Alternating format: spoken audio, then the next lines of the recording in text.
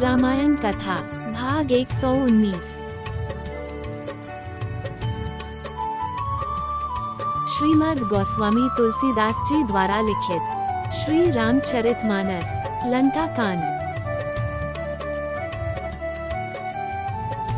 जब रघुनाथ जी ने रावण की ओर 31 बाण छोड़े, तब एक बाण रावण की नाभि में जाकर लगा, जिससे रावण की नाभि का अमृत कुंड सूख गया और बाकी के बाण लगते ही रावण के हाथ और सिर पृथ्वी पर गिर पड़े। तब रावण का बिना हाथ और सिर का धड़ पृथ्वी पर नाचने लगा। वह प्रचंड वेग से दौड़ता है, जिसके कारण धरती धंसने लगी। तब प्रभु ने बाण मारकर रावण के 2 टुकड़े कर दिए। मरते समय रावण गरज कर बोला, राम कहाँ है? मैं राम को मारूंगा। रावण के गिरते ही पृथ्वी हिलने लगी। रावण की भुजाएं और सिर मंदोदरी के सामने जाकर गिरे। ये देखकर देवताओं ने नगाड़े बजाए। देवता और मुनि प्रभु पर पुष्प की वर्षा करने लगे और श्री राम जी का जय जयकार करने लगे।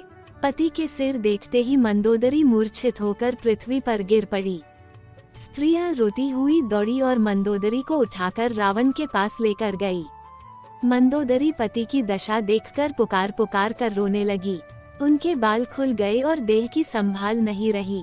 वे अनेकों प्रकार से छाती पीटने लगी और रोती हुई रावण के प्रताप का बखान करने लगी।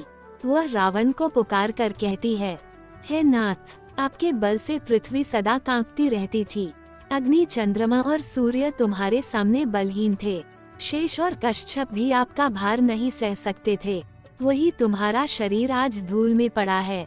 वरुण, कुबेर, इंद्र और वायु, इनमें से कोई भी आपके सामने टिक नहीं सकता था।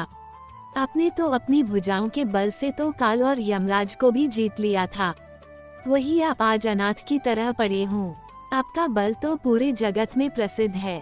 तुम्हारे पुत्र और कुटुंबियों के बल का तो वर्णन ही नहीं किया जा सकता। आपने श्री राम जी से दुश्मनी की, आप प्रभु के विरोधी हुए। उसी कारण से तुम्हारी ऐसी दुर्दशा हुई कि आज आपके कुल में कोई आप पे रोने वाला भी नहीं रहा। हे नाथ, विधाता की सारी सृष्टि तुम्हारे वश में थी। लोकपाल सदा भयभीत होकर आपको मस्तक नवाते थे, किंतु हाय, आज आपकी ऐसी हालत है कि गीदड़ आपके सिर और भुजाओं को नोच नोच कर खा रहे हैं। पर जो राम के विरोधी होते हैं, उनके लिए ऐसा होना कोई गलत बात नहीं है। ये सब आपके साथ होना तो स्वाभाविक ही है। तुम काल के वश में हो चुके थे, इसीलिए आपने किसी का कहा नहीं माना और देवों के भी देव प्रभु श्री रघुनाथ जी को एक सामान्य मनुष्य समझने की गलती कर बैठे, जिसका नतीजा आपने भुगता। इतना सब होने पर भी जिन निर्विकार ब्रह्म श्री राम जी ने तुमको अपना धाम दिया, जिन्होंने अपने अंदर आपको समा लिया, मैं उनको बार बार नमस्कार करती हूँ। प्रभु के समान कृपा का समुद्र और कोई नहीं हो सकता। तुमने उनकी स्त्री पर गलत दृष्टि रखी।